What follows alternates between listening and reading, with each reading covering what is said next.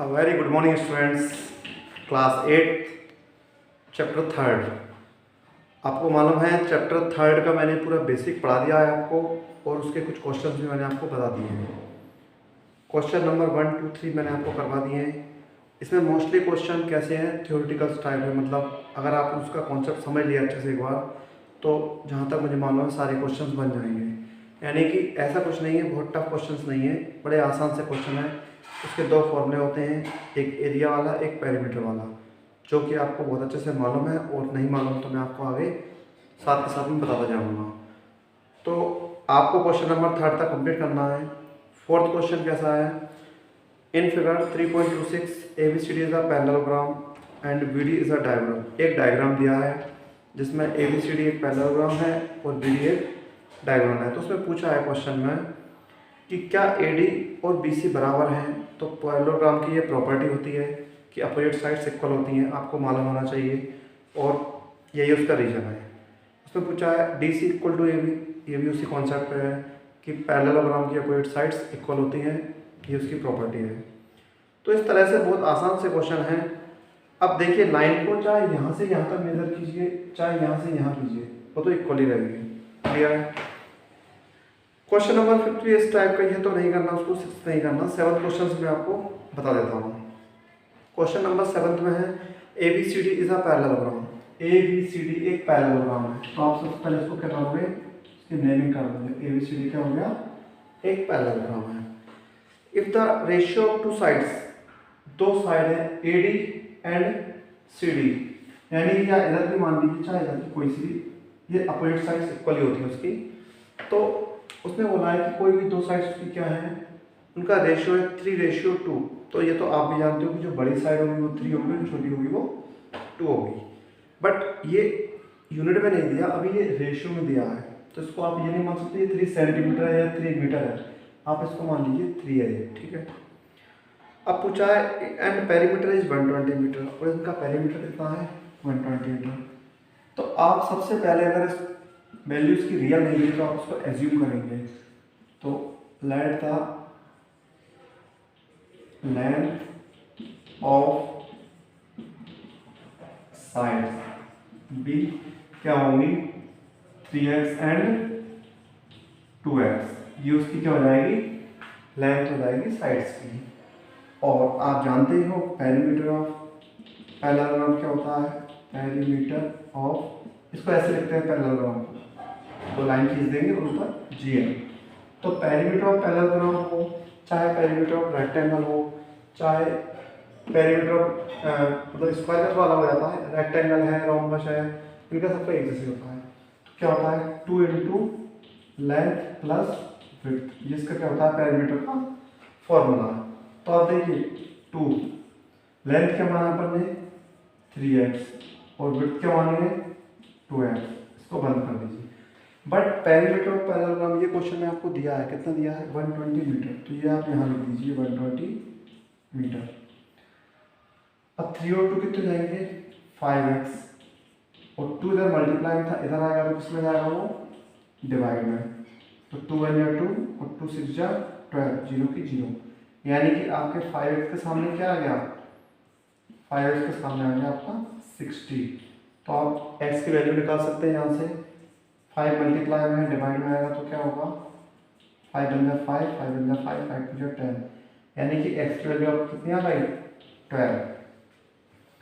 अगर आपकी x की वैल्यू 12 आ गई तो आप आसानी से फाइंड आउट कर सकते हैं, यानी कि लेंथ क्या थी आपकी 3x, तो 3x मतलब 3 इंटू 12, यानी कि 12 इंटू 12, 12 इंटू जा 12 इंटू 12, 12 इंटू जा 24, 12 3 जा 36, तो ये कितनी हो जाएगी आपकी 36।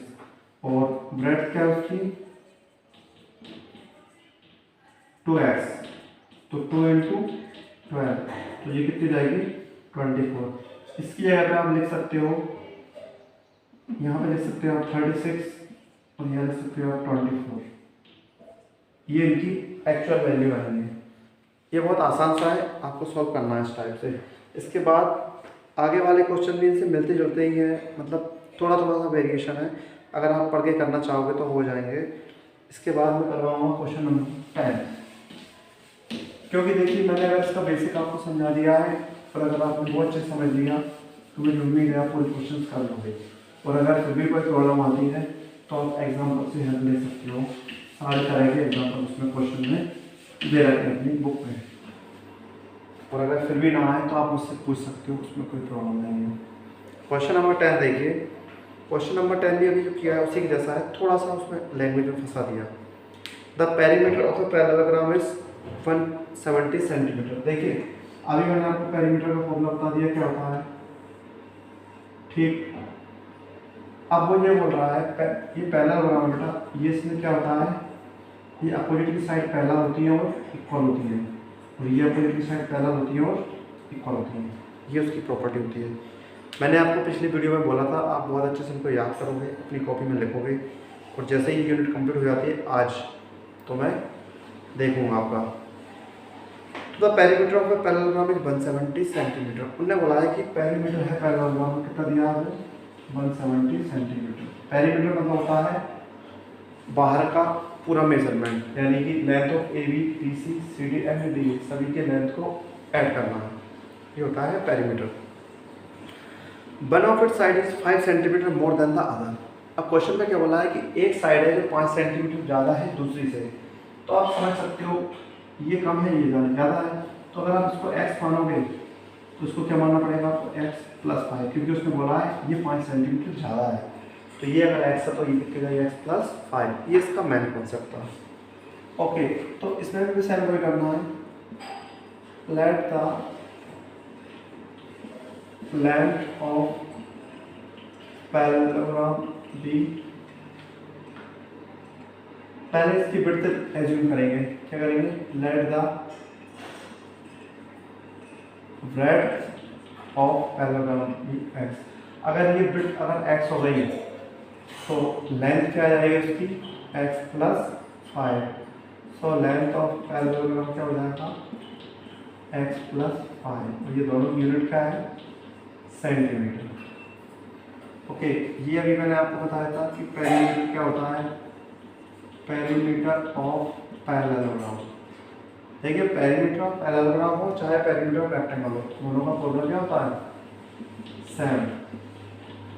तो देखिए पेरीमीटर ऑफ पैरेललोग्राम क्या दिया उन्होंने 170, ये मैंने दे दिया 170। अब 2 लेंथ क्या एज्यूम किया अपन ने x प्लस 5, और विड्थ क्या एज्यूम किए सिंपल x। अब आप देखिए ब्रैकेट के अंदर x और x कितने जाएंगे 2x और 5 यही रह गया। ये 2 मल्टीप्लाई इधर आ जाएगा, किसमें आ जाएगा ये डिवाइड में, ये यहाँ पे आ गया डिवाइड में। इसको कट कर देंगे 2 8 जा 16 और 2 5 जा 10। ओके, अभी यहाँ पे क्या है आपके पास 2x प्लस 5, यहाँ पे क्या है आपके पास 85।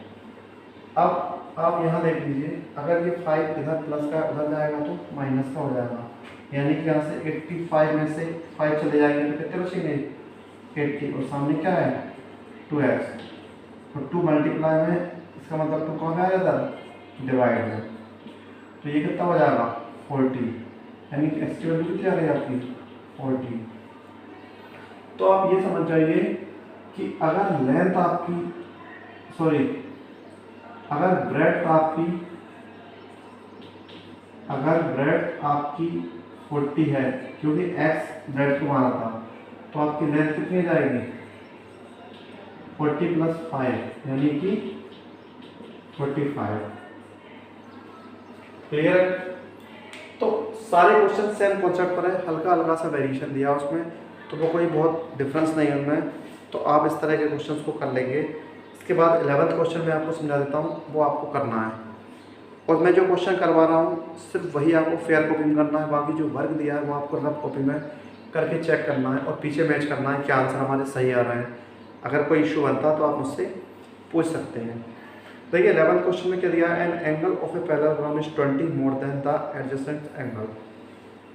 ये पैरेललोग्राम है, ठीक है, इन दोनों का सम एंगल ए और एंगल बी दोनों का सम हमेशा कितना होता है 180 डिग्री, क्योंकि उसकी हिंट में भी दिया और बता दिया है। अब आप समझ जाइए, अगर दोनों का सम 180 होता है, उन्होंने बोला है कि एक एंगल इस वाले एंगल से ये वाला एंगल 20 डिग्री ज़्यादा है, तो आप समझ सकते हो अगर एक x होगा तो दूसरा कितना होगा x प्लस 20 डिग्री। तो अभी ये क्वेश्चन ऐसे किया था मैंने, एक x है तो एक x प्लस 5 है। इस पर साइड का क्वेश्चन था, उसमें एंगल का क्वेश्चन है, सेम इसी की जैसा होगा। यहाँ पे 180 आएगा, ये फॉर्मूला थोड़ा सा चेंज हो जाएगा, क्यों? क्योंकि दोनों एंगलों का सम करना है, यानी कि angle A plus angle B. तो आप अगर इसको करना चाहोगे तो आराम से हो जाएगा, अगर करके देखिए। नेक्स्ट वीडियो में ये एक्सरसाइज आपकी फिनिश हो जाएगी, तो उसी के साथ में चैप्टर भी आपका फिनिश हो जाएगा। तो प्लीज़ ये चैप्टर बड़ा इंपॉर्टेंट है और बहुत कॉन्सेप्चुअल चैप्टर है, इससे आपको बहुत हेल्प मिलेगी आगे समझने के लिए। तो इसको आप अच्छे से करें, और नहीं आता तो आप मुझसे पूछ सकते हैं। Okay, thank you.